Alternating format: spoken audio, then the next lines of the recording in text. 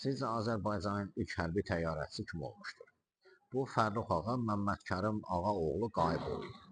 O 1891-ci ilin 91-ci ildə Qazax mahalının Aşağı Salahlı kəndindən anadan olmuşdur. Atası Məmmədkərim ağa Əlahəzrət İmperatorun şəxsi qvardiyasında xidmət edirdi və onun sədaqəti ilə də fərqlənirdi. O da atasının yolunu gedərək hərbi karyeraya başlayır.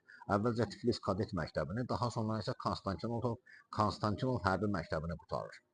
Birinci Dünya müharibəsi başlayan kimi də elə müharibəyə gedir və burada ilk müharibənin gedişatında əvvəlcə piyada artilleriya qoşunlarında, daha sonra isə aviasiya polkunda xidmət edir və İlya Murames təyyarəsinin komandiri təyin edilir.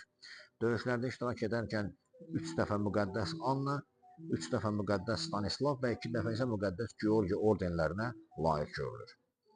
Və sonuncu döyüşü 12 sentyabr 1916-cı ildə Vilno yaxınlığında Borun ərazisində qəhrəmanlıq göstərməsi ilə bitir. Belə ki, burada 3 düşmən təyyarəsini yerə endirən Fərrux ağa Qayıbov özü də döyüşdə həlak olur.